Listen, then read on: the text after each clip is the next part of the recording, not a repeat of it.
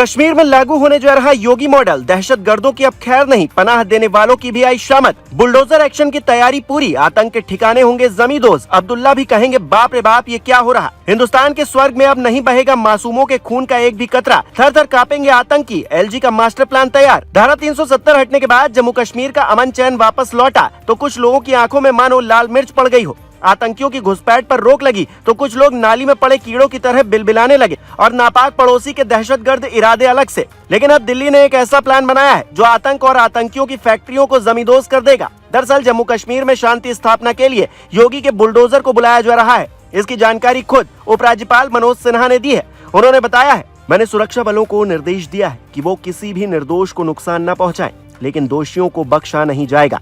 अगर कोई आतंकवादियों को पनाह देता है तो उसके घर को भी जमींदोज कर दिया जाएगा। इस पर कोई समझौता नहीं किया जाएगा। संकेत साफ है, आतंकी गतिविधियों में पकड़े जाने या आतंकियों को पनाह देने वालों पर अब शिकंजा कसने वाला है। जिस तरह उत्तर प्रदेश में बाबा के बुलडोजर एक्शन ने माफियाओं और बाहुबलियों की कमर तोड़ रखी है, कुछ उसी तरह अब जम्मू कश्मीर में आतंकियों पर बुलडोजर कहर बनकर टूटने जा रहा है।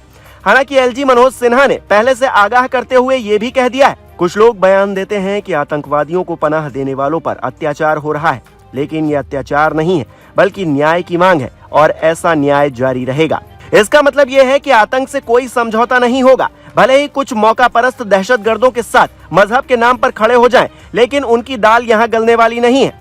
बुलडोजर हर उस आतंकी ठिकाने को ढहा देगा जो जम्मू कश्मीर में अमन चैन से खिलवाड़ करने की कोशिश करेगा। और ये जरूरी क्यों है ये भी समझ लीजिए। पिछले कुछ वक्त में खास तौर पर नई अब्दुल्ला सरकार के गठन के बाद से आतंकी घटनाएं बढ़ी हैं। हमारी सेना आतंकवादियों को मुंहतोड़ जवाब भी दे रही है, लेकिन अब जरूरत आतंकवादियों के मददगारों को शिकंजे में लेने की है।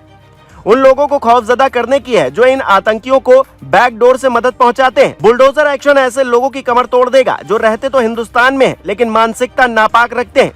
मनोज सिन्हा की एक और बात गौर करने वाली है। वो कहते हैं, हमारा पड़ोसी अशांति फैलाने का प्रयास कर रहा है, लेकिन ये हमें चिंतित नहीं कर रहा, बल्कि यहाँ के लोग ही उनके निर्देश पर ऐसा कर रहे हैं। ये चिंता का विषय है।